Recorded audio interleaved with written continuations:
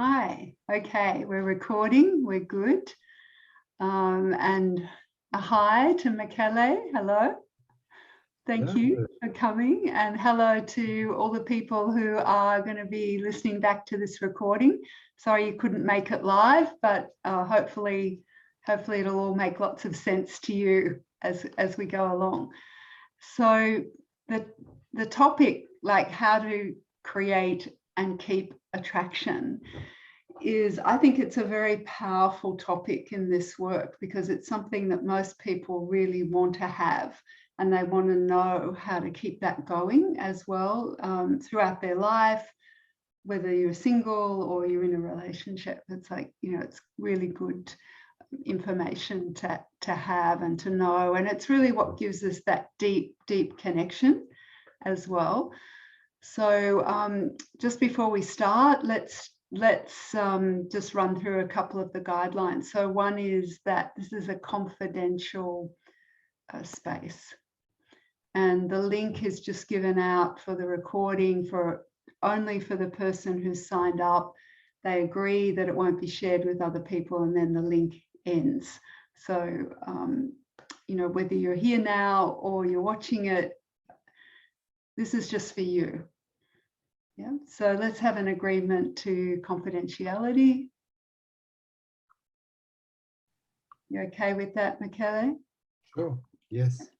Great, thank you.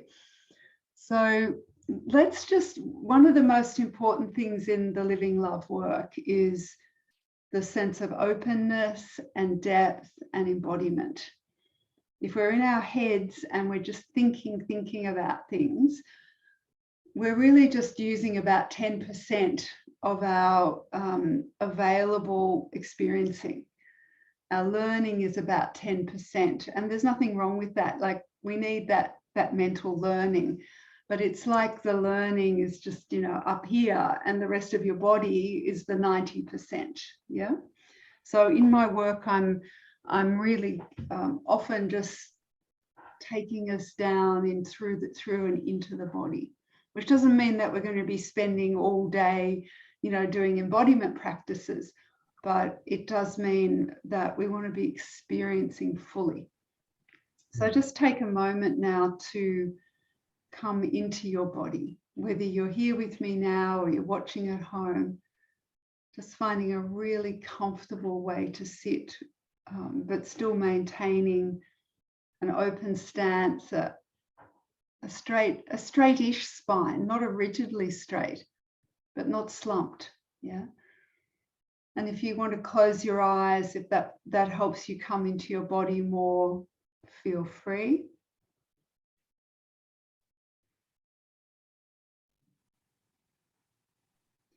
And just soften the front of your body and breathe fully.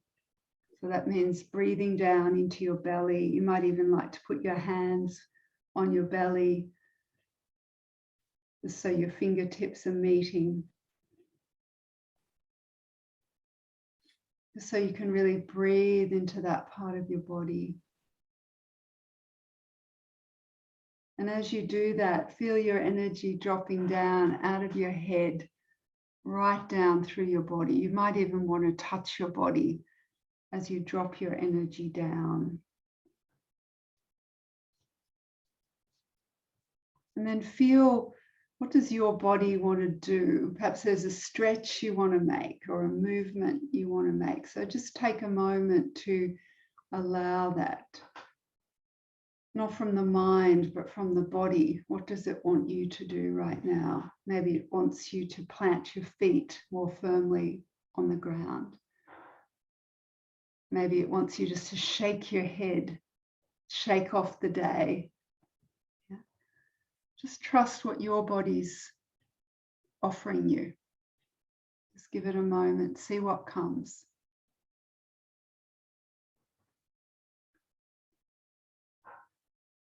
And then gently, slowly coming back to here, coming back to the chair.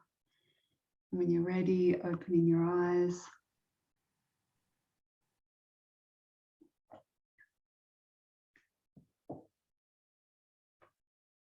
So in our last workshop, we were talking about masculine and feminine energy.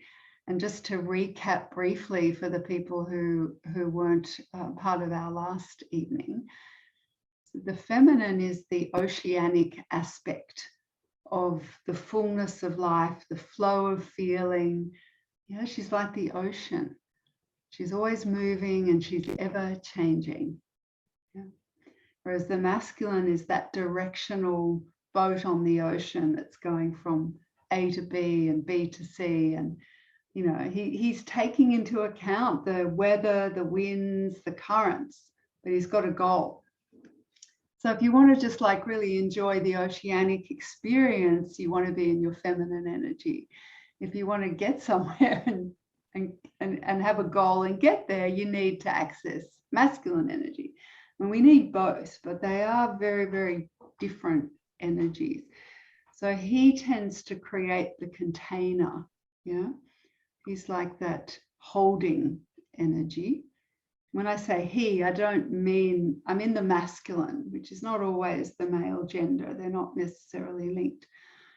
They often are, but they're not always, yeah?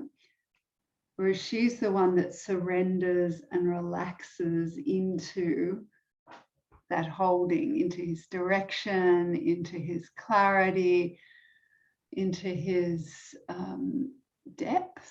You know, it's like she brings the energy and he brings the depth. So when you have attraction, what happens is it's like the magnetism of these two energies comes together. They're like drawn to each other, like magnets are drawn to each other. The opposites attract, right? So when you have a masculine energy and a feminine energy together, that's what attraction is. They're drawn to each other. It's not the only aspect of attraction, but it's a very major part of it. Okay? So to have that attraction, one person needs to be animating or playing in the feminine, and the other one needs to be animating or playing in the masculine. And then you'll have that wonderful pull together rather than being, you know, repulsed off each other. You've got this beautiful, you know, kind of drawing together. So I just want to pause for a moment just to check in. And Michele, do you have any questions? Is there anything that you'd like to ask or check in at this point? I think what I've heard, what I've experienced now,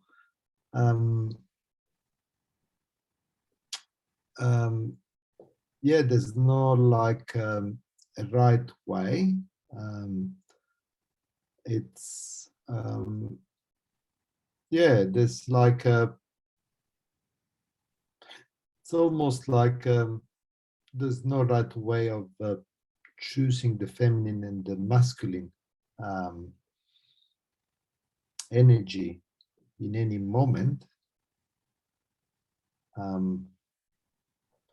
That's, I think, what I heard. And I think the question is like, how do we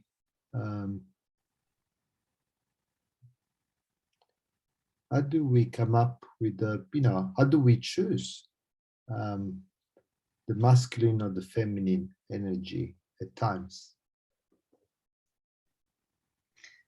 Well, that's a good question, Michele. Yeah, look, I think when I say when you're saying there's no right way, there's not a right or wrong way, but there's going to be a way in which the alignment is more aligned or less aligned, right? So if you have a core masculine essence, you are going to feel that more of the time you want to be in the masculine, and you're going to be attracted to someone who has a strong feminine core essence, and vice versa, right? So there is a kind of a natural alignment that happens when that's the case. If you're more sitting in the middle, where you're sort of more neutral in your energy, in your core energy. You're not going in, you're not sort of more on one end of the spectrum or the other. Then, it's like quite often that energetic polarity and that attraction isn't the same. You don't feel that passionate attraction. You can feel connected, love, alignment, but there's not the passion. There's not the dynamism of polarized attraction. So, when you're saying, so the choice that you make tends to depend on who you're in relationship with. Yeah. So and I'm glad you asked that question, because that kind of brings me to my next point. So hang on, I'll just let Daniel in, and he's going to be joining us. Give him a moment to catch up, catch in. Hey, hi Daniel, welcome. Hi, sorry guys, it's technical issues. I'm at the farm and it's just, anyway, not the best for technology. Oh, well, I'm glad you made it. Thank you. Thanks, Daniel. We have most of our people going to be watching the recording for this evening class. So just you and Michele are in person, and we are recording, and it's all confidential. Yeah, just a little recap there. So I've just been talking about, just recapping on the masculine and the feminine energies, what they are, and how the attraction happens when the opposites are pulled together, when it's the magnetism of the two is what creates passion and spark. Yeah. And we just got to a point where, Michele had asked me about if there's no right or wrong way, how do you know what to choose? And I think some things will become clearer as we go along through the evening. But when things go out of alignment, what can happen is the opposite happens. There's like a reverse polarity experience. Yeah. So what that means is, if you have like a naturally masculine and a naturally feminine energy together, if the masculine is actually living like more of the feminine and vice versa, it's completely opposite. It's not at all attractive. It's like quite unattractive. They're like repulsed by each other, right? Yeah. And that is not uncommon. Like even people who have a great passionate alignment and attraction of their masculine and feminine energy over time in a relationship, that can start to turn into its opposite. Yeah. He starts becoming more surrendered, more flowing. She starts picking up more of the direction. She's like, running the show of the relationship, getting very frustrated why he isn't picking up the slack, and he's getting really frustrated because she's taken over. So, their sex life is usually not that good when it's like that, right? Then we've probably all had experiences of that. And what happens painfully a lot of the time is that can kind of lead to separation and divorce, because people don't know how to switch that back, how to get the polarity back into a dynamic state that works, where the masculine's most of the time animating more of the masculine, the feminine most of the time is animating more of her feminine in relationship. Not talking about in housework or work or any of those things, but I'm talking about like in relationship.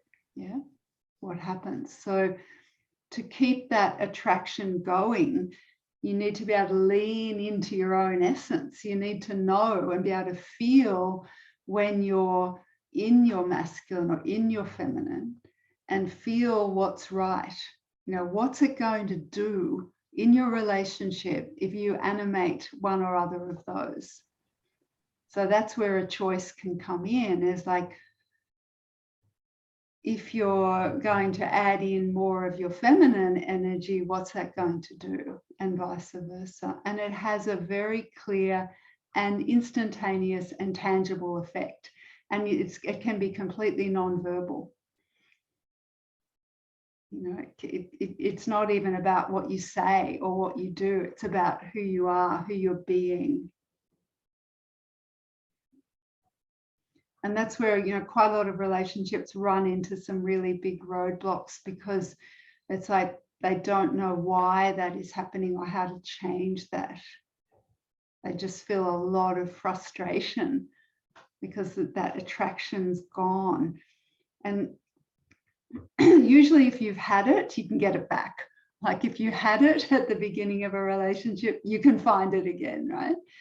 And the beautiful thing about it is when that polarity happens, it's so much easier. There's so much more flow in the relationship, less conflict.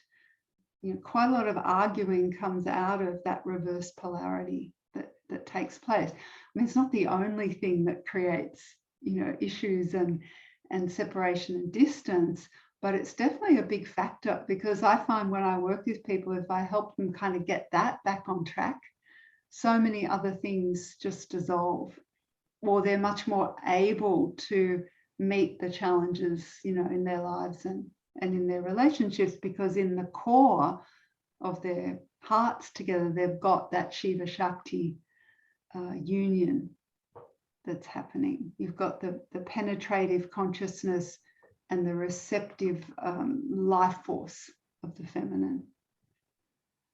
So any questions so far from what's been shared? I think I got a question. Please.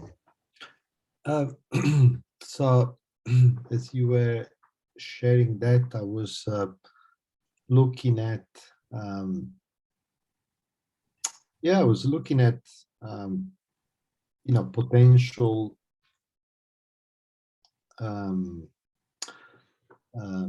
relationship, love relationship.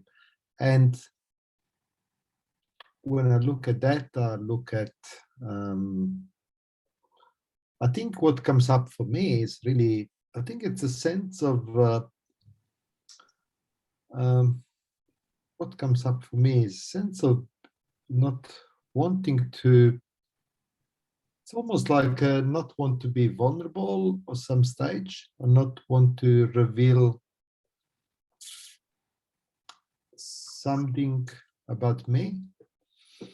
Yeah, I'm not sure what it is exactly, but it's a bit like maybe you don't want to be a full-on hunky, sexy guy. could be. Yeah, it could be. Like, yeah. you know, he's kind of like owning it. Yeah, it could be. It could be. It's I'm present to what I'm present. What I really get sense of is like it's most like a, yeah, it is actually a fear of something, of being found out or some sorts. Okay, well, let's Funny- see what funny stuff. happens.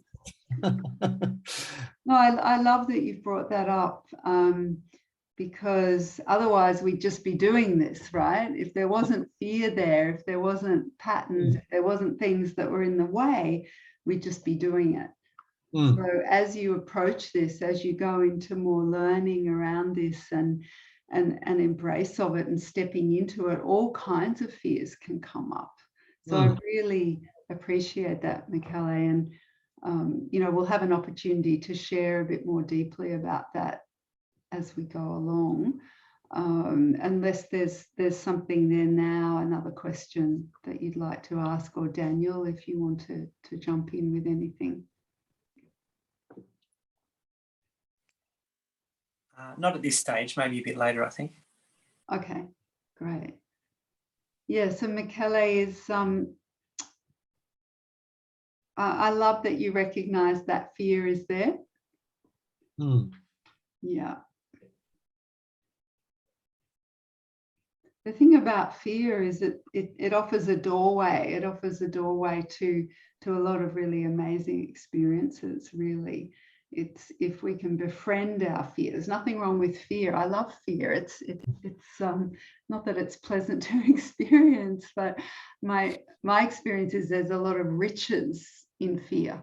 You know, fear sits on top of our deep vulnerability, our beauty, our strength, like so many things. If we can embrace it, if you can confess it and embrace it and not get attached to it, we can let it go as well.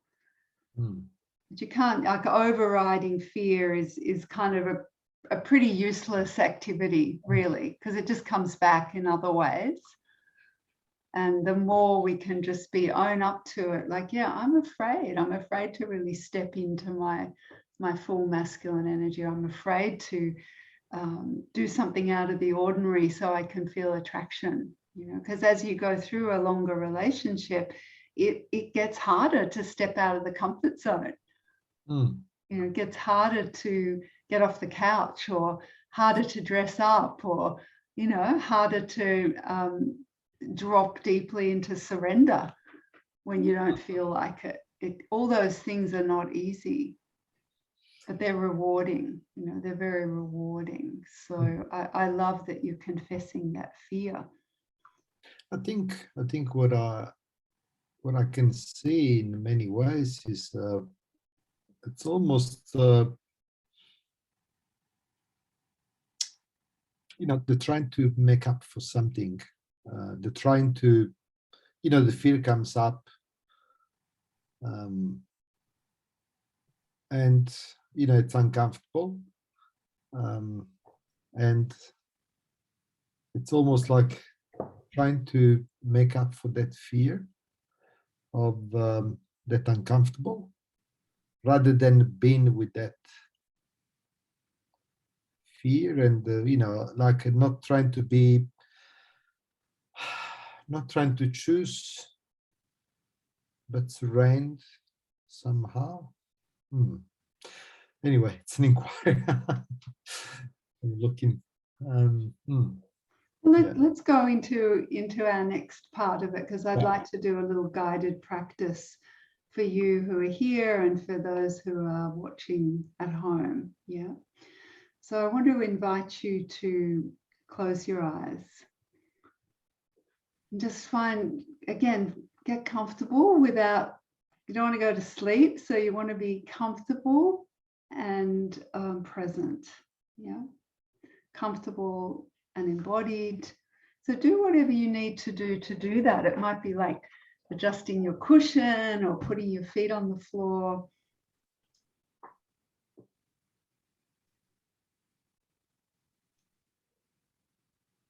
Just really take a moment to be with yourself.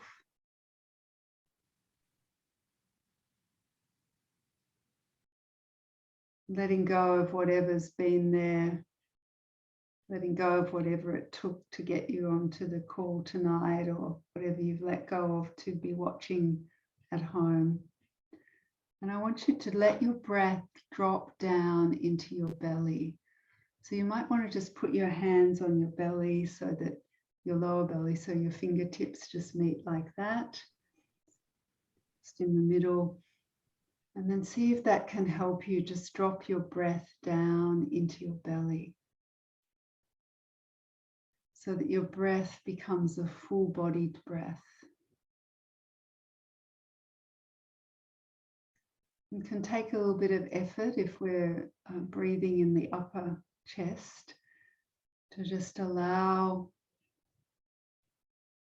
your breath to drop down and to fill your belly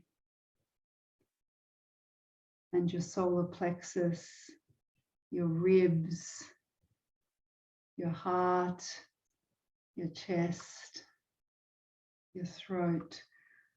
So just take 3 or 4 breaths in your own time, where you're, without forcing, but using energy, you're filling your body, your torso with breath. Breathing in and out through the nose. And hopefully with every breath, you're becoming more embodied, more here, fuller. And then letting go of the focus on the breath, I want you to expand to the edges of your body. Just have that sense of expanding to the edges of your body so that you're filling all of you.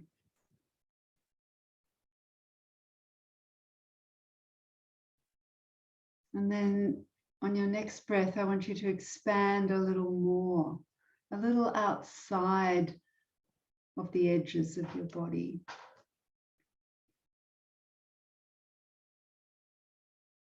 And just breathe that for a moment, just breathing in and out to that expanded sense of you.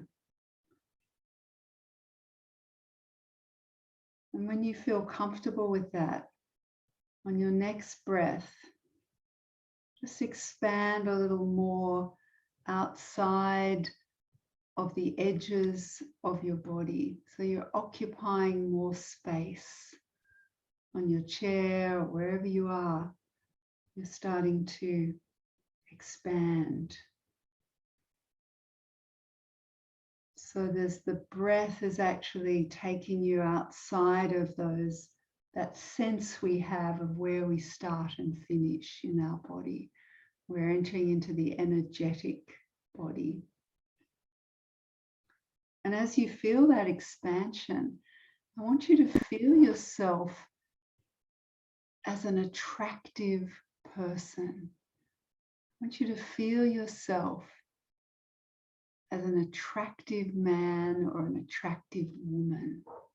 As you've expanded, with that expansion, have a sense of yourself as full, powerful, alive.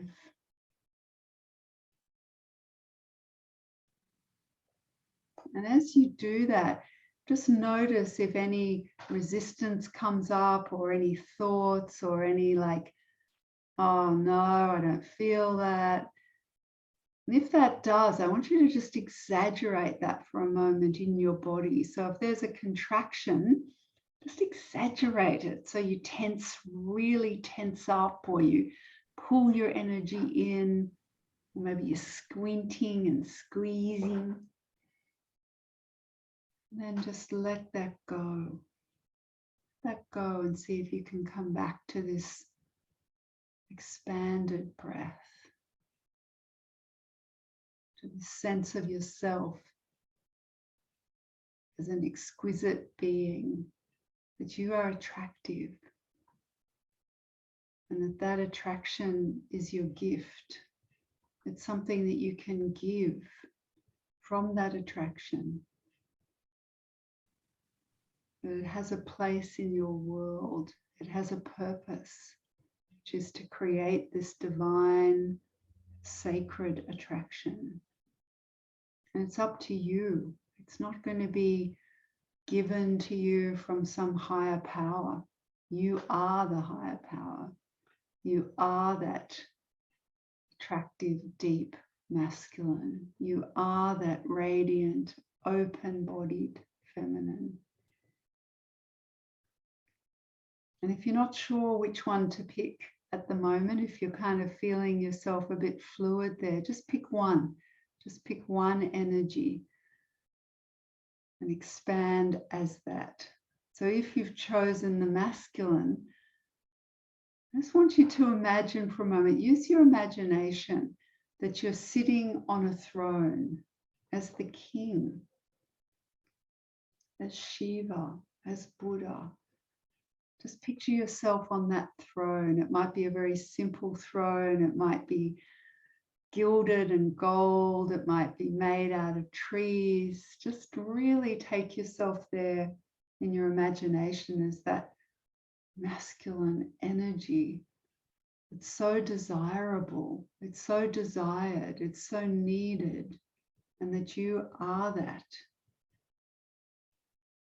And if you're expanding into the feminine, I want you to imagine that you're a queen on that throne, on your throne. And imagine that throne. What's it like? What's it feel like as you sit there? What are the textures of it like? Where are you situated? Maybe you're on a velvet throne with a river running through your feet, by your feet. Maybe you're sitting in the most luxurious spa, surrounded by handmaidens. So whichever one it is for you, just picking one or the other.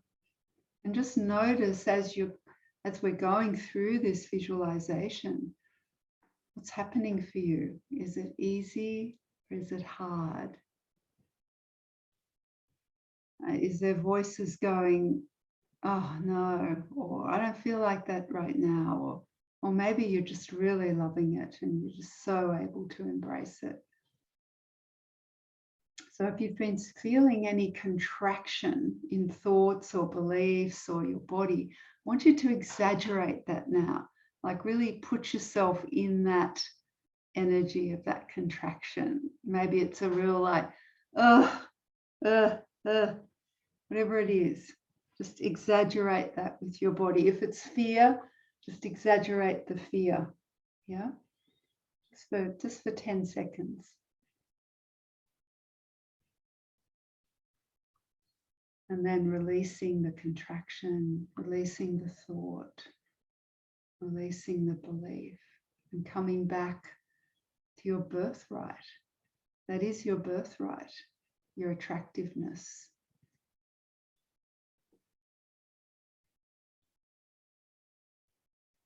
And then letting that focus go, you can say goodbye to your beautiful throne, just knowing it's there for you whenever you need it.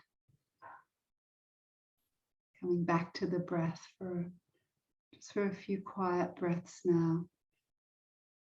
Just bringing your attention to your breath. And as you focus on your breath, just noticing any sounds in your environment. So you're breathing and listening. And then just moving your feet and your hands with a bit of a wriggle, coming back, having a little stretch. Arriving back here.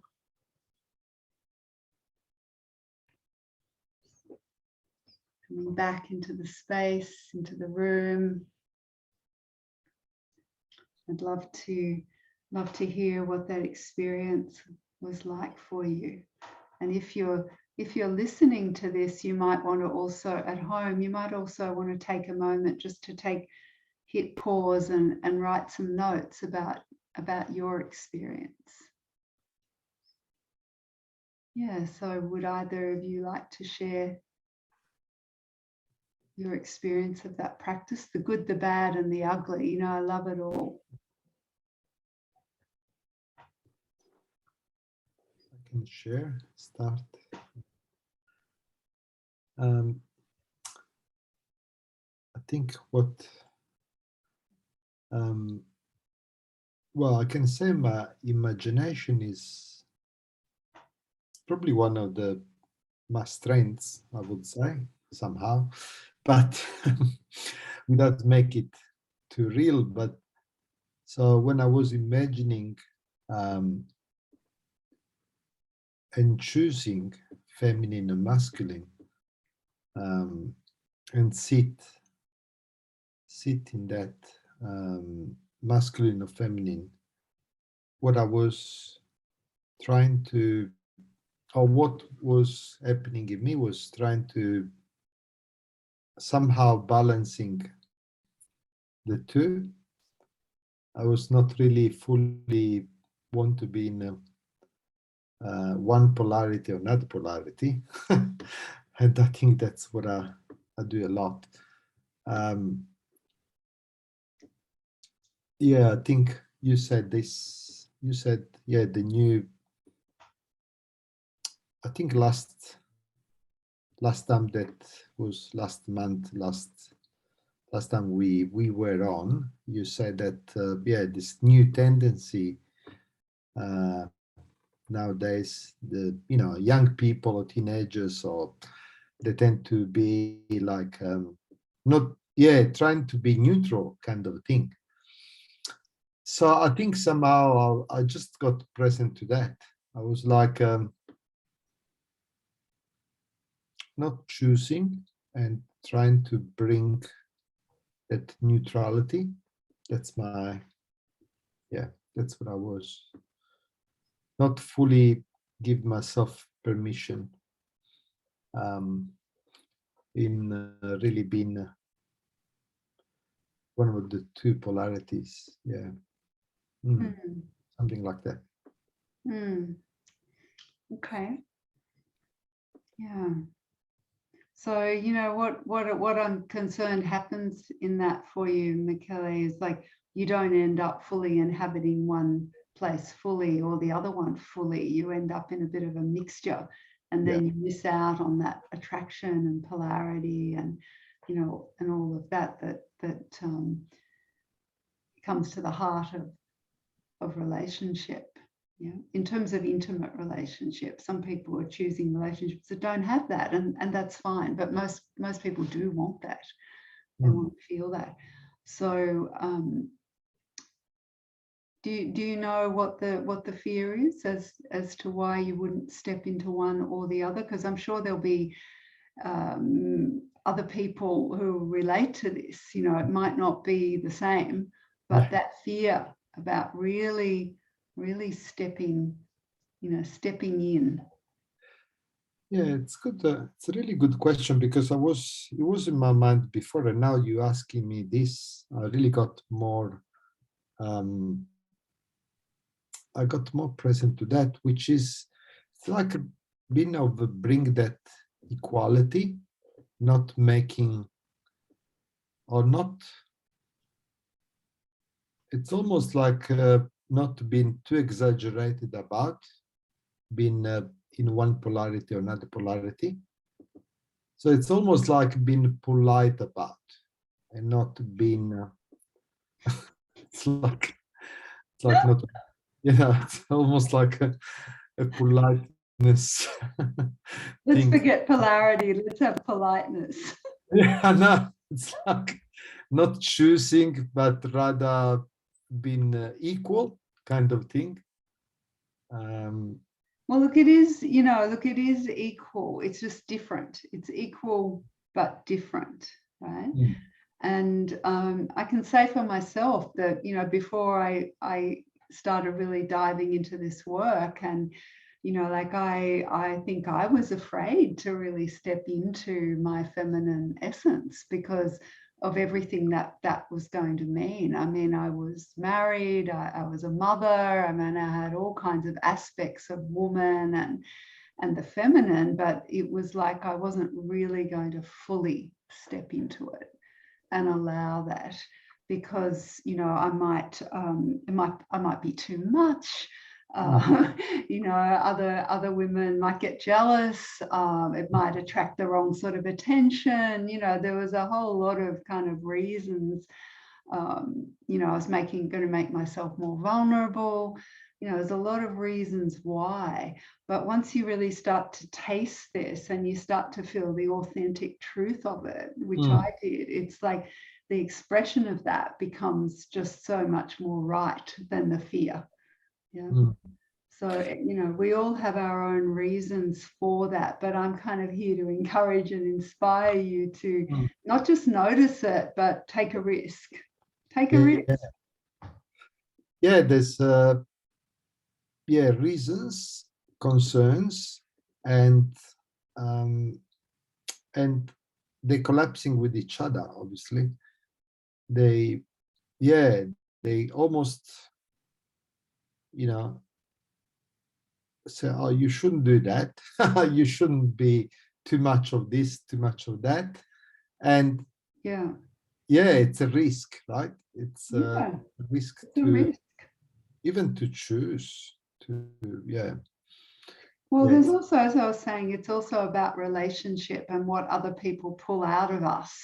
Like if you're with someone who's got a very strong feminine essence, it's most likely going to draw your masculine forward. So the choice is almost made.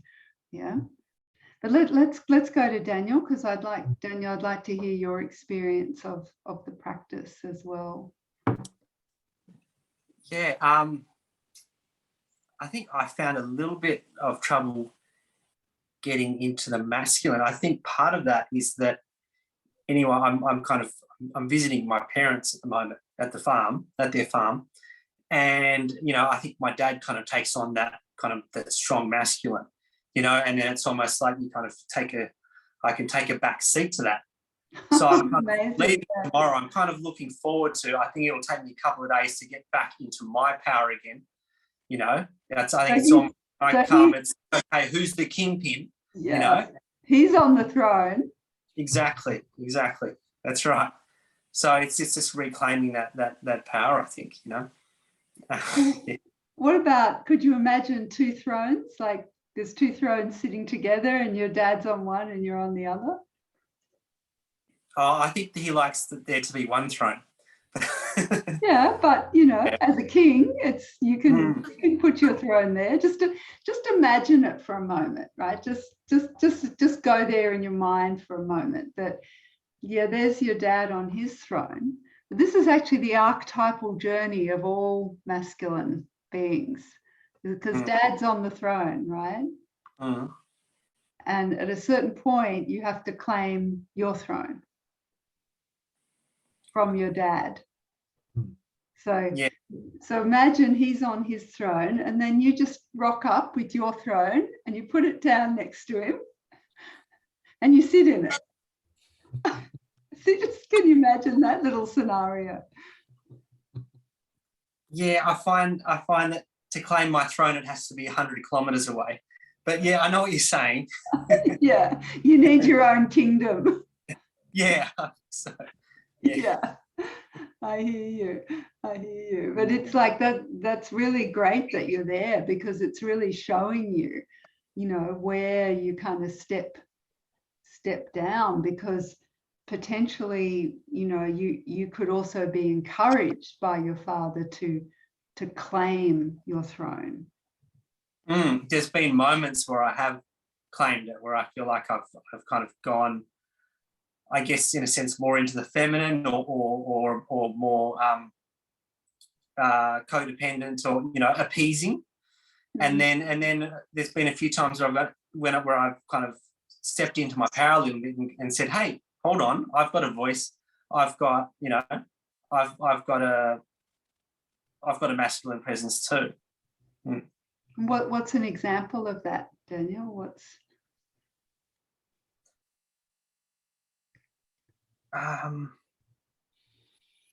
Can't think of any specifics, but just a few times where I think he's put in his opinion over myself and Mum and said, "Okay, this is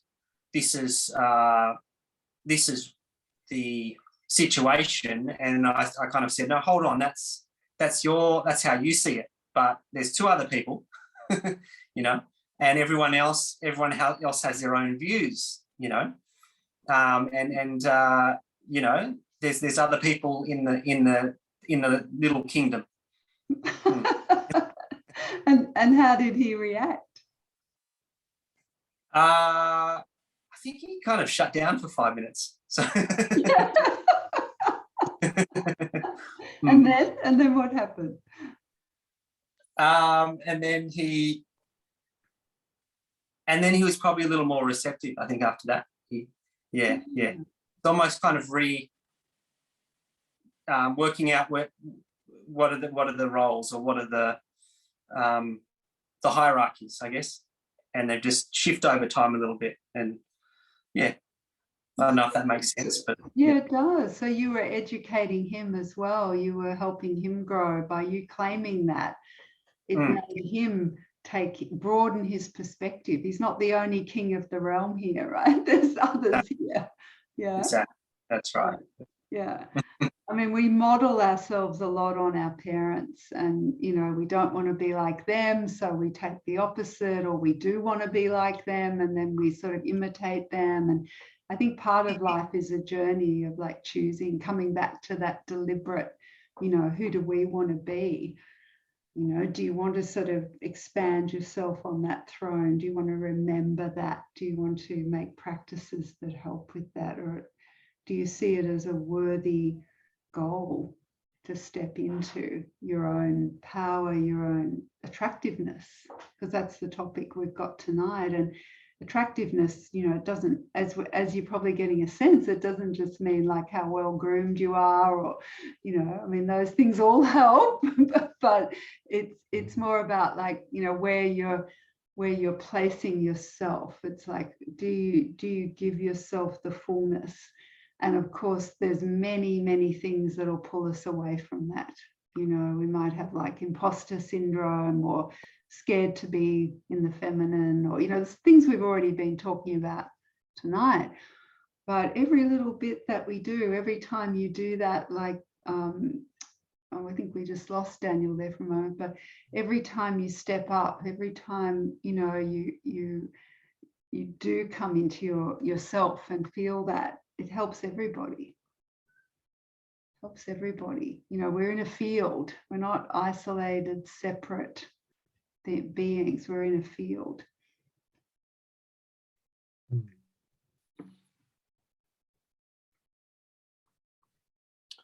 Yeah, there are elements that come into the field. Yeah, there's all this. So, Michaela, what? Tell me 3 things that you know that are attractive about you.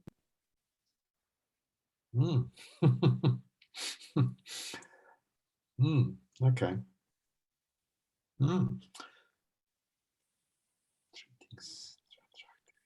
3 things that are attractive about you.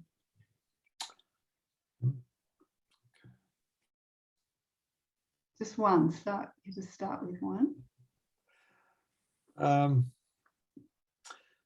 Well, I suppose attractive.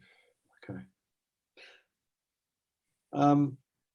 Sometimes I look, you know, physically, I think, oh, you know, I'm attractive enough for my age physically. That could be one. I think that the one I got a good, you know, most of the times I think I do, like humor and yeah, so a bit of humor. I think the third one, I'm trying to look at the bright side of life, like, you know, look into,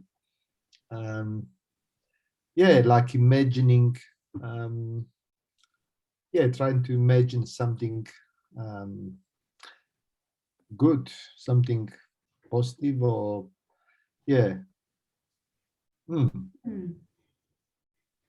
Well, let's see if we can add a couple of things to that, Daniel.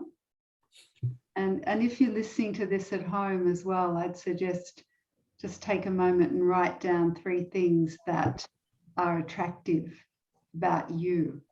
That are, we're not talking about being narcissists. We're talking about being able to know the gift that we have to give. Yeah. Because I'm going to go into this a little bit more, because some of this is personal and some of it's transpersonal, right?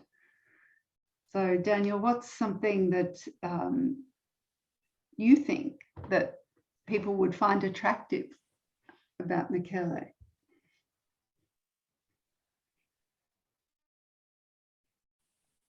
You with us there, Daniel? I think there's a. Can you hear me? Yeah. Yeah. I think there's a groundedness about Michele. You know, I think there's an underlying kind of calmness and poise in his manner, and there's a level of maturity and respect for other people. that's Beautiful. and even some humbleness, I think. Yeah. That's beautiful, Daniel. Yeah, I would agree with all of those things. They do tend to sound more in the masculine, don't they? Interestingly enough, you know, calm, stable, grounded, all of that. But yeah, I would second all of those things, Michele, as well. And you know, there is a sense of lightness that you bring, but there's also a sense of that you're very willing to discuss the seriousness of life. You're willing to be with the seriousness of life as well. So that's a really good balance. Yeah.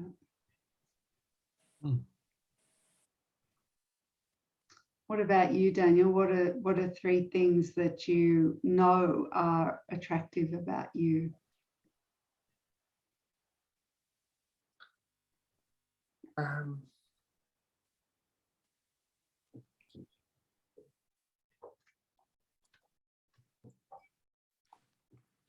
It's probably a little official. I think I like my eyes, maybe they're attractive. You're just, I can hear you now. You were just breaking up a bit for me. It might be at my end, I'm not sure. Yeah. Oh, okay, sorry. I think, I don't know, I can't, maybe my eyes, I like eyes, might be attractive. But what else? Just, I think that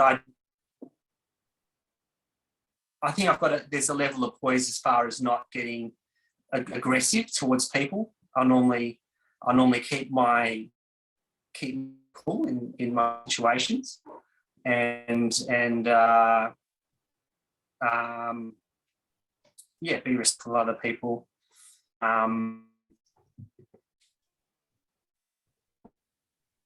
What was the last one? What was the one you just said? A lot of people.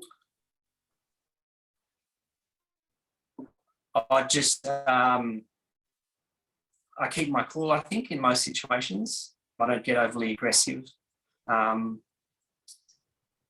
And yeah, just respectful of other people.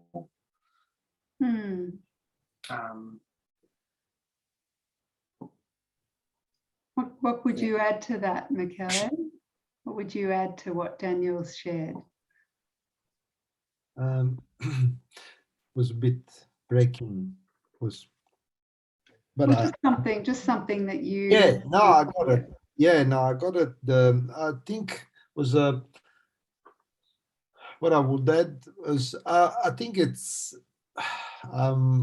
what came up for me, or what I'm getting about Daniel is the level of sensitivity in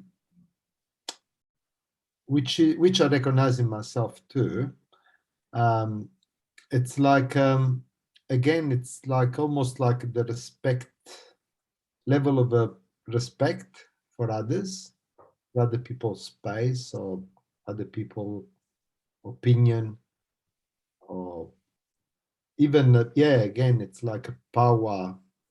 So there's like this sensitivity to high sensitivity to allow people to be in their space, respect for them, and and there's also like I think there's a lot of in that space there's a lot of power too, because when you can be with the people, your sensitivity, other people's sensitivity, there's a lot of listening and power of Daniel. That's what I can see. So there's a power, hidden power, which doesn't show up, but it's there. That's what I can see. Yeah. Awesome. I love it. the hidden power of Daniel. Yeah. It's very attractive, right? Mm. Yeah, there's a magnetic quality that you have, Daniel. It's just going to draw people to you. Mm. And I can imagine that, you know, that would also be very attractive to the opposite energy, the opposite sex or the opposite energy, whichever way that was playing out. And you know, these beautiful, is it good? Just raise your hand if that was good, to be seen, to be honored, to have a sense of what is attractive about you. Mm. What about you, Daniel? How was that to hear that, let that in?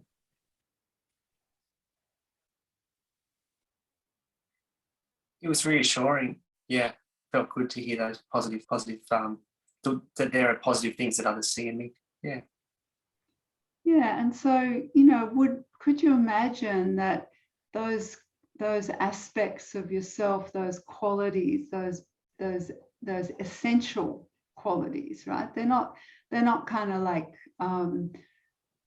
you know, shallow things. They're deep. Can you imagine that in that dance, in that interplay of love and freedom, right? Of heart and spirit, of Shiva and Shakti, that they would be valuable qualities, valuable aspects of essence for you to exchange with another.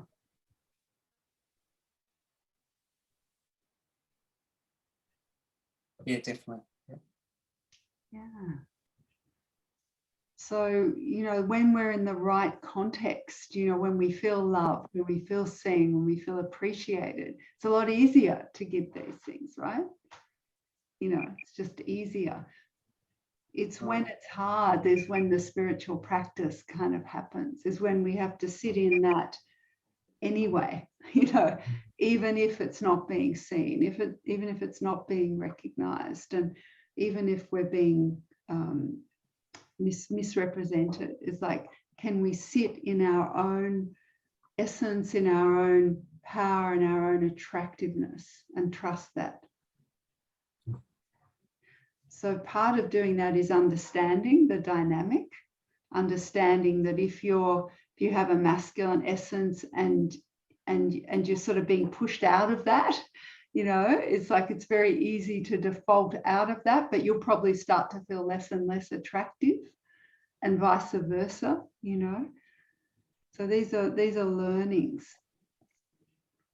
they're lessons to have, the things we can learn. And I think what's going to make a difference in the understanding of this, you know, how to create and keep attraction, is that there's different levels of attraction.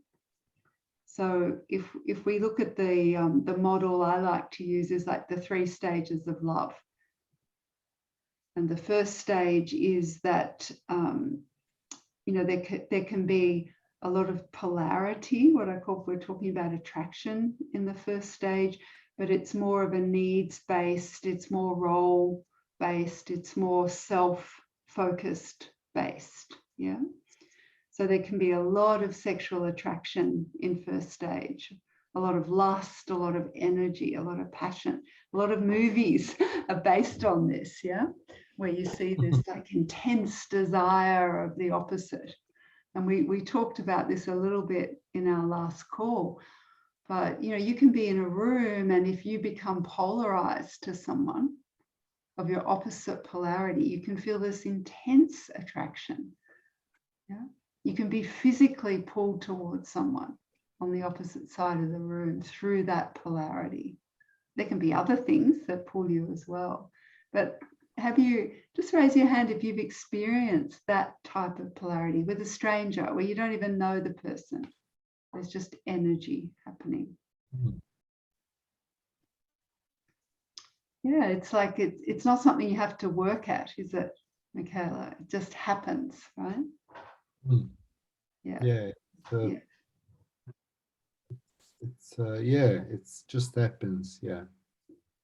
So not all attraction is created equal. is Mm. what I'm trying to say. Like, you can have intense attraction, but is it the sort of attraction that's going to really create more love in the world? Or is it the sort of attraction that's just going to create some great sex? And there's nothing wrong with that if that's all you want. If you just want to go and meet someone and have that polarity and have some great sex, well, fine. You know, if there's a mutual consensual adult agreement to that. But of course, you know, not everyone is just wanting that. Yeah. So it's really good to know that if you feel that level of attraction, it doesn't mean you're in love. It doesn't mean that it's going to be sacred love and sacred sexuality and all of that. It just means that you've got into a deep polarized connection. Can I ask you something about that? Yeah. Cynthia, was because happens to me, I think, often, and somehow this is, I think, where I'm going into. Well, I get confused. I get like it's almost like, as I said before, my imagination starts to take off. Somehow it's like and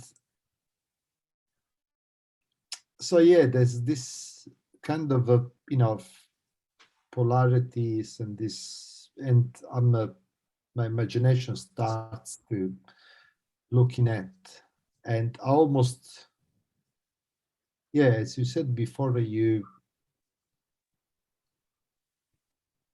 said before, it's like almost you can have that like a fantasy, and what I know, it's like almost I can catch it's just a fantasy, it's just my imagination. Well, I'm glad you brought that up, Michaela, because in that first stage, it can be a fantasy. A lot of fantasies are made up of that. And pornography really exaggerates those polarities, you know, and so do movies. It's like, and but it can be very real. You can have that as a very real experience. Like, people can just meet, have that intense polarity, and come together and fuck or not fuck or, you know, whatever, but that's what's happening. And that can be a very heightened, it can be very enjoyable, but acting on that is not always in your greatest wisdom, number one. But it can be very real. But in fantasies can often show you, you know, like where your attraction is, what your polarity is. So if you're fantasizing about an extreme feminine that's kind of surrendering to you, to your penetrative power, so to speak, to put it in a polite way, seeing we're being polite tonight, Michaela. It's, you know, that's probably giving you some indications about what your essence really is. If you're fantasizing about being tied up by a dominatrix and, you know, being taken over, and then potentially, you know, you're more interested in exploring the feminine side, your feminine side. So there can be some clues there. But I want to go on and just talk about these three stages, because I often find that people get confused about when they have that strong attraction, particularly the feminine, but also the masculine. It's like, all it means is that you've got a lot of attraction with someone. That's all it means. It means that you've got a strong animation of masculine and feminine happening in the same space. So when we go into the second stage of relating and of love, is where we're becoming more independent, more whole unto ourselves. So you have less need of your opposite. Right? You're becoming more neutralized, more independent, more equal, you could say, in a certain way. And there tends to not be a lot of polarity in that space. It's a fairly neutral space. There'll be like more, the attraction's more limited. It'll be more like, oh, you know, I'll give you a nice massage, and then maybe we might have a sex and an orgasm each, and you know, it'll be pleasant, it'll be pleasurable, hopefully, but it's not necessarily going to be polarity. It's not necessarily going to have that deep attraction. And you know, in our world, a lot of it is fairly second stage, as in more neutralized. And then people are living out these fantasies in pornography and literature and 50 Shades of Grey. And, you know, why was 50 Shades of Grey so popular? It's because it really connected with that desire for the polarity of the dominant masculine. From I'm sure the book was mostly bought by women or men who were curious to find out why women were into it.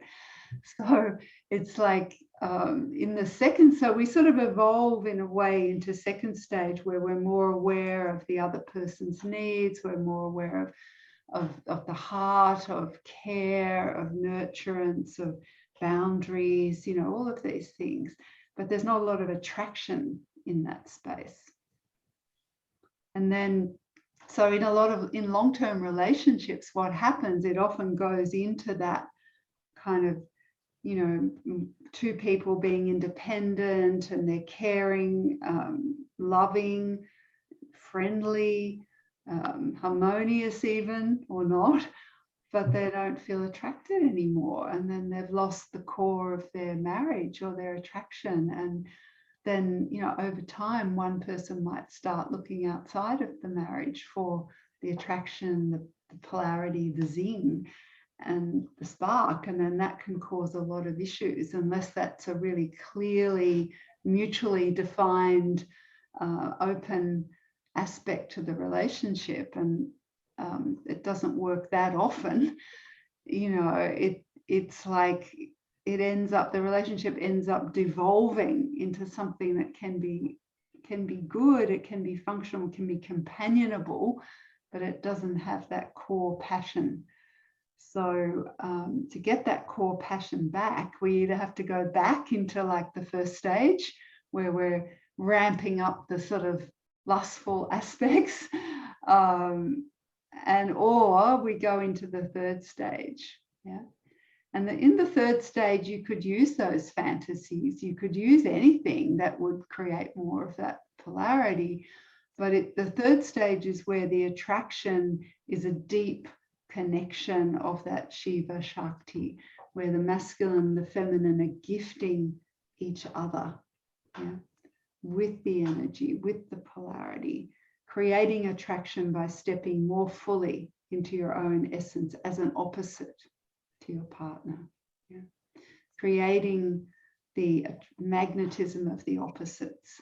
So if you're with someone who's, you know, got a very strong feminine energy, they've got a lot of liveliness in their body, a lot of movement, a lot of flow, they're really heart connected, that's going to put the other person more in the masculine, and vice versa. If he steps more into his masculine, she's going to relax and shine and open and flow, and that'll bring that out in her. So it's a mutual responsibility there. So the third stage is where the love and the freedom, where the swooning into those deep aspects of the attraction, the polarity, and the magnetism are in service to love. It's in service to deep freedom meeting deep love and creating that alignment, that joy, that depth that affects everyone around you. You know, it's not just for self, it's not just for you as a couple, it can flow out to other people. And if you're not in a relationship, when you really there's all the same thing applies. It all applies. You know, you can be out there, you know, wanting to just attract to get attention for yourself. You know, you can be out there denying your attraction so that everybody's equal and everyone feels safe, right? Or you can be standing there in your own essence, fully trusting that and offering that to the world, to a potential partner on a date. Now, there's going to be all sorts of levels of which that is offered. Obviously, you go out on a date with someone, even if you're sending a message online, you can convey your essence. You can convey the masculine or feminine aspect. And then you might, that attraction's there, you feel it, you have a phone call or two, you meet up for coffee, right? And you're sensing, people call it chemistry. It is chemistry, but it's like deep chemistry. It's like love chemistry, right? So it's more than just, want to rip your clothes off and jump on it kind of thing. That can be very much part of it, but it's more like he wants to penetrate her open as love. He wants to dive into her mystery. That's what the feminine is. She wants to invite him into the mystery as a trustable consciousness. And then we've got that polarity and attraction happening. So that can be there in a look. Like you might go on a coffee date and it's just in the way you are as you sit there. It's the way you look. It's the way you engage in the conversation. And then that leads to more and more deeper expressions of that. So it becomes, potentially it can become a sexual opening, can become a heart opening, a relationship opening. So it can happen in 10 seconds, it can happen in a look, it can happen in hours of lovemaking. It can happen in an emergency, it can happen in parenting. It's wherever you want to bring your essence, bring your presence, bring your love. So, it's not just for ourselves, it's to create something very deep and special. And quite often I have clients, or I'm talking with people who are like, I really want a partner, I want a girlfriend, I want that, I want someone, I want it to last, and the last partner was all wrong, and it was all their fault or whatever. Can I have that? Can I have that? It's like we have to look at ourselves. It's like, what are we cultivating? What are we bringing? What holds us back? If you want to attract a worthy beloved, you have to be that. We all have to be that as well. And if we're cringing back in fear, we need to make friends with our fear and connect with the value of what we bring, of what we have to offer, and be willing to offer that to the best of our ability in any given moment in time. With all our vulnerability and all our stumbling towards love and purpose and freedom, we're not always going to get it right. It's not about that. It's about honoring and understanding what creates that beautiful Shiva Shakti. I was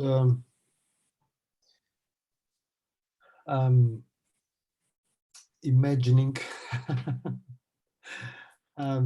imagining to allow the allowing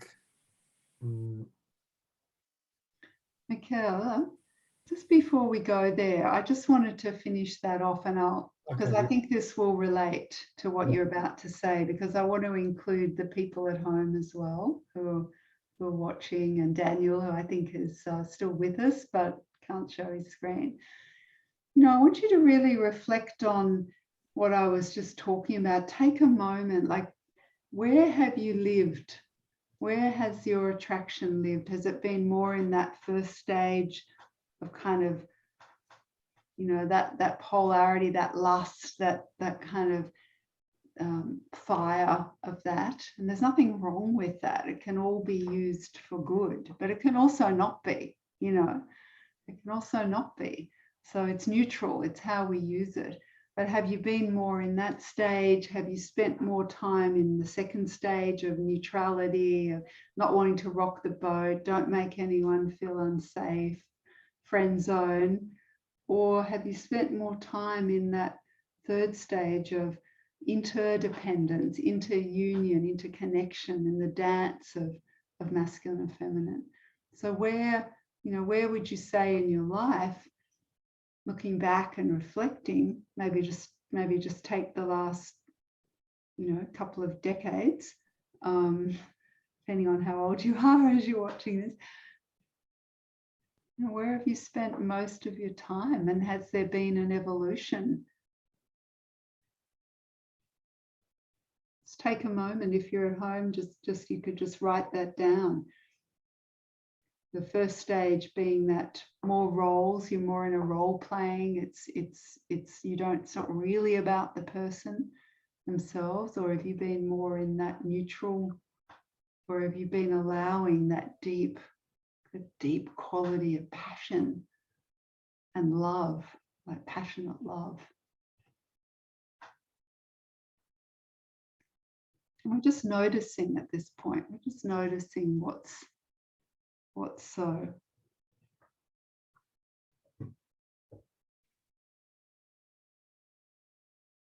So Daniel, Michaela, would you like to share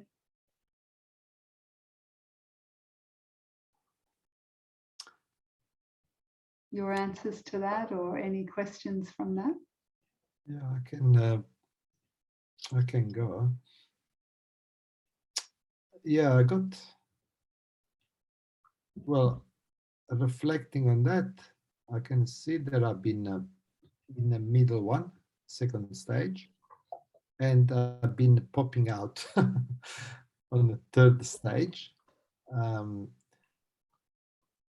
Yeah, I was what I was trying to say before. I almost like got a picture of imagining me being in a third stage all the time. It's almost like I'm not quite clear the three stage, but I got to the second stage is more this neutral, trying to protect myself, and then I get in a third stage and coming back in the second one. I like that you had that sense of you popping out of that. And, it's like, because we don't want to be, second stage is great for business and work and friendship, that's fine. That's where you want to be. The third stage is when you want to create that attraction. Yeah, what I'm looking at, I'm reflecting, it's like the excitement of, business can be an excitement. Friendship can be an excitement. So the second stage, there's some excitement about that as well. But there's also this, again, as you said, if you want to have this third stage, you can have the excitement in that third stage, that excitement of creating that special connection, attraction about yourself, about the other person. Yeah, something like that. Yeah. Yeah, and look, it's one of the things that's great about it is, I find like sometimes people, we can all, they start getting nitpicking and critical, and he's like this, or she looks like that, or he's not da da da and she's not da da da, and that, and all that, when you have that attraction, all that goes completely. Like you are so not focused on those little details about what's right and what's wrong. Let's just take something everyone's probably experienced. It's like, maybe you're with a partner and they might have bad breath, or there might be something that's, could be a little bit, probably it's not, if it was super, super bad, you might want to, do something about it. But in the throes of passion, you're not thinking about their bad breath, right? It's like, it's gone. It's not relevant because you've gone into something, a way more powerful energy. So I don't know if that's a good example or not, but it's like a lot of those nitpicky things that people can get into in relationship. The beautiful thing is they go when you have that deep opening, that deep connection that you were talking about, Michele. So I'm glad you mentioned that. Mm. Daniel, what about you?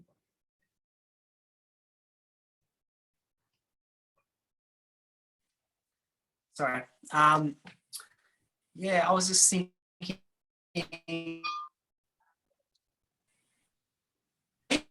like third day too quick or something, and it's a bit too much instead of my turn first and second. I don't know. I'm just trying to think about those stages, yeah, how they relate to me. I've got a feeling that maybe I can jump the stages a little bit to my own detriment. I think I can go from 1 to 3 instead of 1 to 2, and then I wonder why things don't turn out right. I don't know if you have any thoughts on that, Cynthia. Yeah, look, I think that's a great insight, Daniel, because I do see that a lot, actually. It's like, especially when there's a lot of passion there, that's a bit like the relationship can't live with, can't live without, right?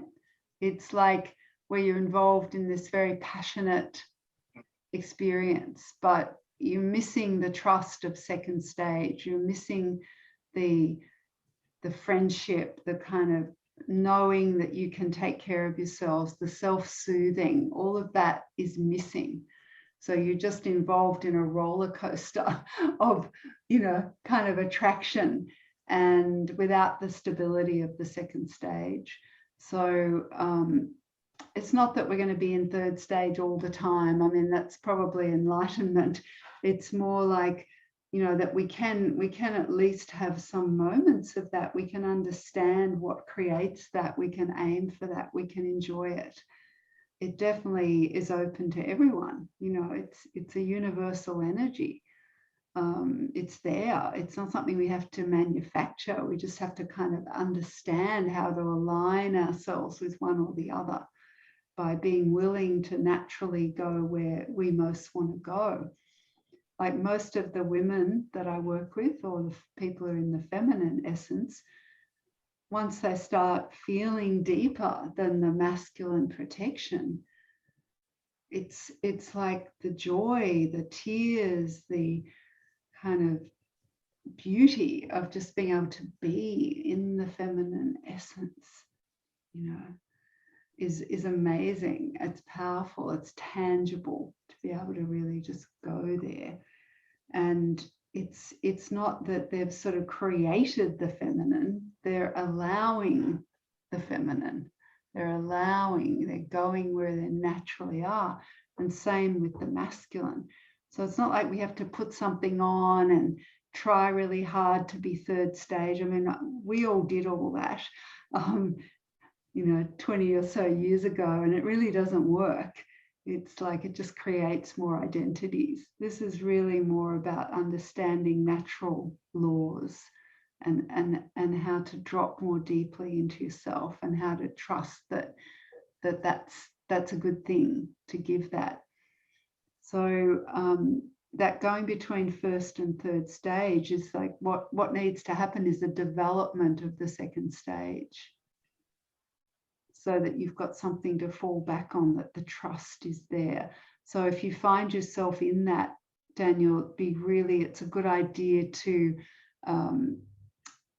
do therapy, do inner work, which I know that you do, and also take time out, take time to work through issues that are coming up, have a clear sense of when you're in first, second, and third stage, create clear boundaries and honor them together.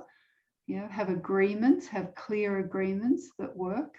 When you have the trust of that, then you can really let go into that amazing passion that can get quite wild, can get very wild. If you've got the trust of second stage, you can go anywhere in third stage, you know. So I think you're frozen at the moment, Daniel, but I If hope that second, okay. Yeah, go on. sorry, if that second stage is kind of skipped, then that isn't. Yeah, like I was So saying, it's not. it's that can't live with, can't live without. That foundation. Yeah, the foundation's not there exactly. Yeah, the lust might be there or the passion might be there, but the foundation of alignment, compassion, listening, hearing each other, you know, being able to manage all of those other aspects of relationship. And we'll be exploring some of those in the next 2 evenings as well. Without that, it can become abusive, it can become conflictual, it can become draining, it can become a very difficult relationship.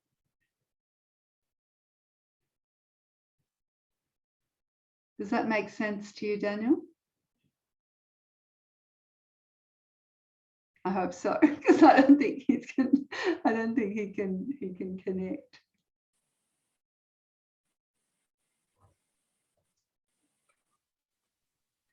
Yeah, so I mean, as I was just touching on then, Daniel, if you get your sound back, come back in.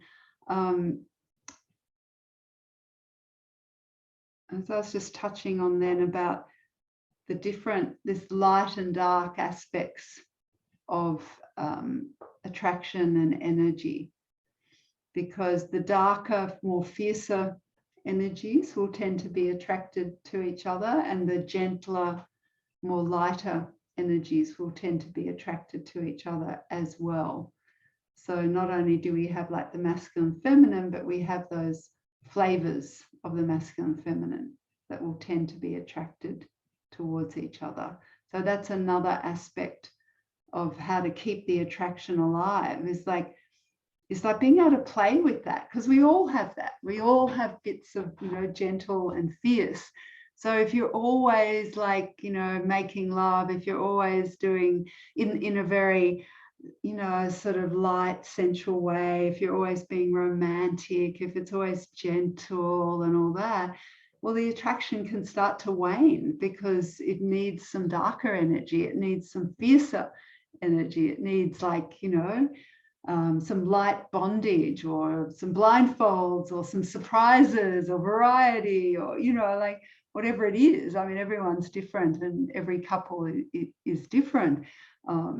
Great to find out, have those conversations, you know, what really work, find out what turns each other on, and play with that. And that keeps the attraction alive as well. If it's just running on one spectrum of energy over years, it tends to kind of lose its potency. So that's another aspect to keep in mind with attraction, is to play with different energies, okay? And give each other the space to be different. It's like attraction happens between two opposites. So if you've become so merged and so blended, and you just do everything together, and you think the same, and you talk about the same things every day, and you're just like locking each other in like that, well, the attraction goes. Like, attraction is when there is difference, when the other can be an erotic stranger to you. They're not, but they can be, by keeping this mystery alive, keeping the surprise, keeping the play, not trying to box them in so that you know everything about them all the time. Let's have some mystery and je ne sais quoi, you know? It's like, that's the other aspect of attraction. In the third stage, you're really aware of that difference and allowing that, and not trying to lock your partner in to being a certain way, knowing that if you give them more space to move, you'll be more attracted to each other. if the magnets start to rub off on each other because they're like this all the time, it's cozy, it's reassuring, but eventually it's not, because it goes dead. And then, you know, and then it isn't safe and it isn't secure, because at any point one of the people in the couple is going to make a break for it and go, you know, I want that live, I want to be alive. So what looks like it's safe can actually end up being a trap. It becomes unsafe. Does that make sense, what I'm saying there? I was, what came up to me was the control. It's almost like, you know, looking back, some relationship or a relationship where I was getting this sense of control.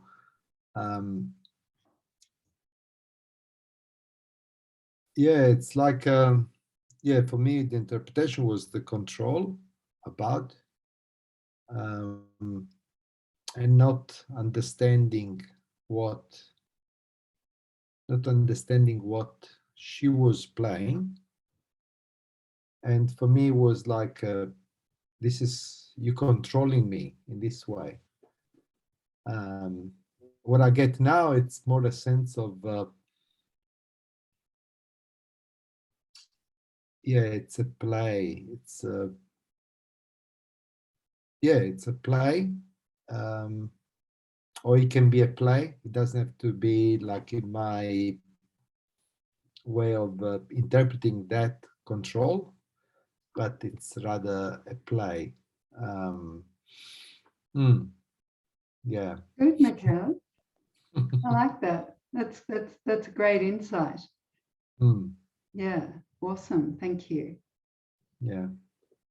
What about you, Daniel? We lost you there for a while. Yeah, sorry. Yeah, I was just thinking there's been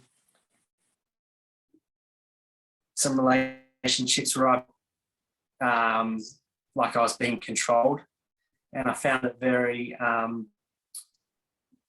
very uncomfortable, and just felt like I lost that polarity, like they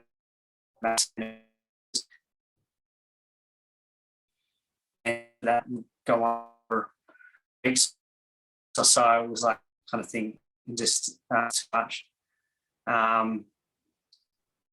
Like I needed to be a certain way to fit their little box, and I wasn't willing to do that and not have my own kind of freedom and ability to be myself.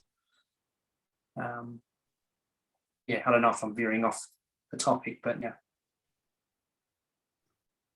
No, because I think it's like it really does relate to what I was saying about, you know, if we keep people captive, we sort of, you know, lose the attraction. And I think what happens is, particularly for the feminine, because relationship is so central to the feminine aspect and the feminine essence, that, you know, she really wants to feel that love and that closeness and that connection, whether that energy is in a man or a woman. It's not gender based, but it's like she can, if she's insecure, you know, she'll try and sort of, and this applies for the masculine as well, but it acts out in a different way. So for the feminine, it's like she just wants more closeness. So she's trying to control to get the closeness, like to know that she's loved, to know that she's okay. So from the masculine point of view, like the more you can reassure her, the more you can help her relax, the more she knows that you are claiming her, that you're there for her. It's like then that allows her to relax into her flow, her surrender, to give you space. It's like once she realizes that if you go off and you spend time with your male friends and, you know, animating your masculine, then you're going to come back to her a whole lot more present, a whole lot more there, a whole lot more loving. She's going to be like, go to your men's group, you know. It's like, yeah, go and hang out with the guys at the shed, or go to the car races, you know. It's like, because when you come back, if you come back and you give her that increased masculine, right? She's like, ooh, that's sexy. That's great, right? So over time, she'll learn that she'll get more of what she really needs by not controlling. Yeah. So, you know, Daniel, if you're finding, you know, that that's happening in relationship, just see if you can see what's underneath that. Like what is she trying to get by that, and how could you address that if you want to be in the relationship? It's not necessarily something that's permanent, you know, that can change and evolve, and you can grow together. But it is uncomfortable to be on the other side of that. But hopefully, you know, what I've just shared gives you a little bit more of an idea of why the feminine would go into that.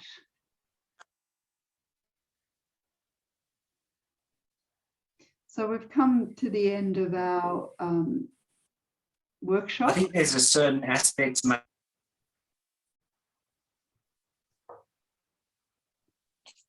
of lost you there, Daniel. You were saying there's a certain aspect to your. I was just thinking that there's probably a certain aspect of a more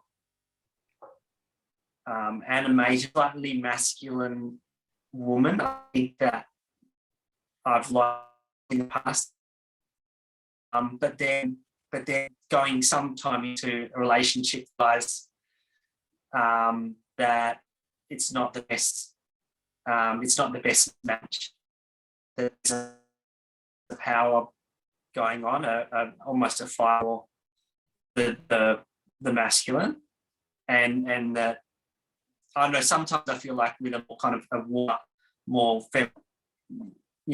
feminine woman, there might not be that initial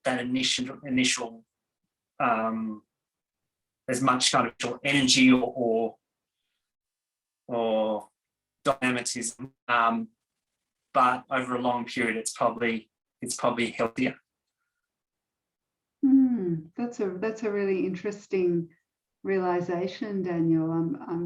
I think it's really accurate. It's like because you know, if you have a masculine essence, then for the long term you're going to have the attraction and the polarity and the harmony. You're going to want to be with someone who has a feminine core, a feminine essence. It doesn't mean you won't have both. For both of you, but what you're going to bring into the core of your relational aspect together. That's right. It's like you're initially very attracted by that kind of dynamism, but it's potentially not working for you. Yeah, it doesn't mean that, you know, the feminine is very dynamic, but it's still an aspect of the feminine rather than the masculine. Yeah, it's all relational. Like, there's these natural laws of attraction, but it's absolutely relational to the, you know, it's subjective to the relationship that you are in. Because you can have deep attraction, but it's not the right relationship. You can have, you know, lots of love and no attraction. That's not going to be the right relationship either. You know, if you want to have an intimate, polarized relationship between masculine and feminine, then both of those need to be able to be in the space and be animated together. Now, you might swap that around a lot. I mean, it can be really fun to swap those polarities around and experience both sides and enjoy different sides of yourself. But if you're just blurring it all up and you know, or you reverse the polarity, or it's just the two of you in the masculine, the two of you in your feminine, you know, it just doesn't create the same experience of igniting that spark, that passion, that love, that depth, that quiet peace that comes from that meeting. So as we're heading towards the end of our evening, I've got a couple of things I want to share with you before we finish. But is there any any final burning questions there out of, you know, on this topic that we've shared tonight? We've just got a couple of minutes if there's anything you want to ask or bring into the space.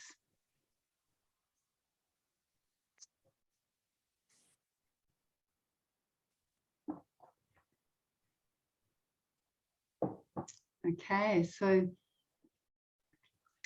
I'm just going to share my screen because I wanted to there's two things that I want to talk to you about before we finish, two exciting things. So I'm just going to share my screen and yeah, so I just wanted to recap on our next two evenings, workshops. I know that some of you are already booked in for the other two, but if you aren't, I just want to let you know that next time we're going to be talking about the language of love, which is on Wednesday, May the 4th. And this is one of my favorite topics because it's what I find myself working a lot with people. I call myself a translator. People have called me that as well. It's like, do you realize that when he says that, what he means is, do you realize that when she does that, what she means is? Because quite often masculine and feminine, they're very different modes and they communicate very, very differently.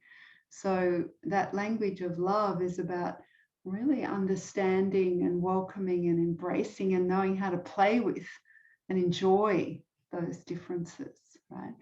I see people just pushing away people, you know, like relationships are ending because they feel the other person doesn't hear them, but they're not communicating in a way the other person could hear them because they have different ears. And or, you know, relationships don't get off the ground because people feel there's something really fundamentally wrong, but sometimes it isn't fundamental, it's the communication. It's not being able to speak that other language and be heard. And when you achieve that, it's like and you understand that, it gets so much easier. You know, relationships get a whole lot easier. So that's our next one. And then after that, we're going to have an evening on sacred sexuality, Tantra, bringing it all together in that beautiful Shiva Shakti alignment with some really practical exercises that you can do solo or do with a partner or a future partner. So two great evenings. I do hope you will join me. If you haven't booked in already, as last time, there is a special offer for people who have come on this, who have been part of tonight, whether you're here or at home. And I'll put a link in the chat and I'll send that to the people who aren't on the call. And if you click on that link and go into Eventbrite and you use the promo code LOVE, it's love this time, not lover, then you will have a 50% discount on the next two evenings. And that's going to last until lunchtime tomorrow. So if you'd like to jump in for that, please do.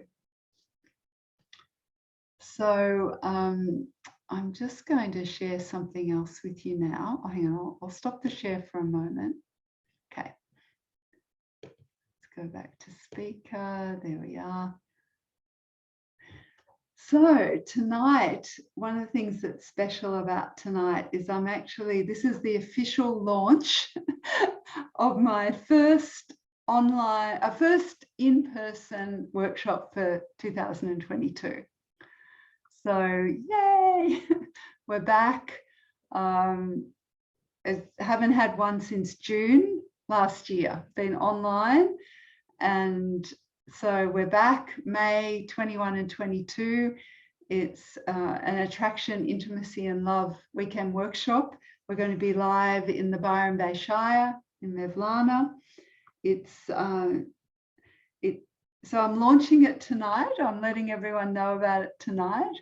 And everyone's just dying to get live. Like everyone's just saying to me, I want to be live. I want to be in person. I want to be, you know, being able to touch people if I want to. I want to just feel that, you know, that special connection that happens when we're together.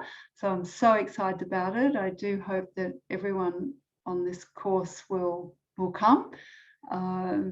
It's just being launched. However, I have to say it's almost half full because people have just been finding it on Google or asking me, or clients that I have, and they're booking in. So I'm launching it and it's half full, which is awesome. So yeah, if you've got questions, and I'd love you to come. I'd love you to be part of it and be part of this special live that we're going to be having in person. So I'm just going to share the flyer for that, just so you can see.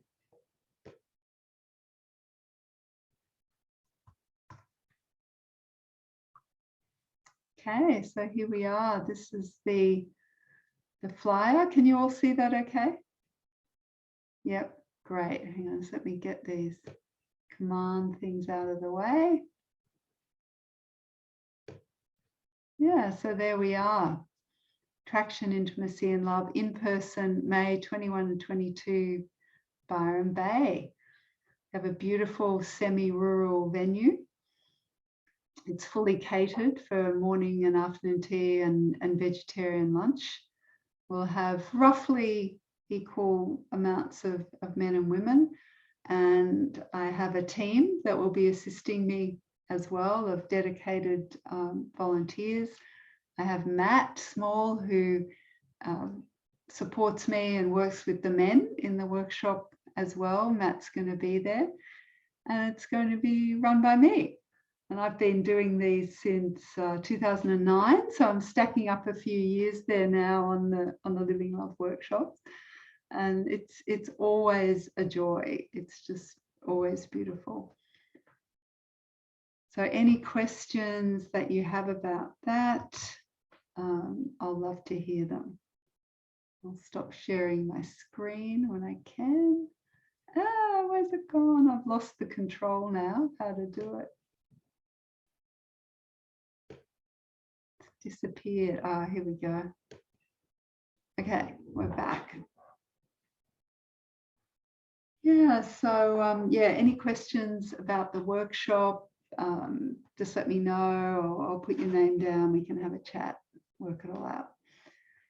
So let's just take a moment to complete tonight. Thank you for listening and being here with me, and receiving what I have to give, receiving my offering and contributing so beautifully.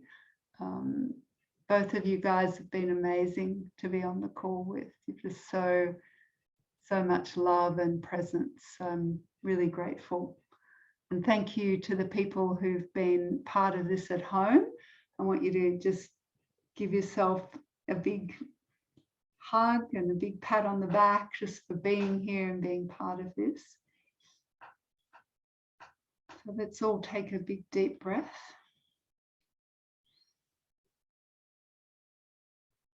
And let's make a gesture from our attractive selves to complete the call. If you'd like to unmute yourselves, Daniel and Michaela, please come on and say goodbye. Offer your presence, your attractiveness. Thanks, Cynthia. Thanks, Daniel. It was yeah, really great. It's great to be here tonight. I got a lot, so thank you. Yeah. Thank you, Michaela. Michelle, thanks. Yeah. Thank you for sharing, Michelle, and thanks, Cynthia. Thank you, Daniel. Great you were part of it. And thanks to everyone at home. Much love.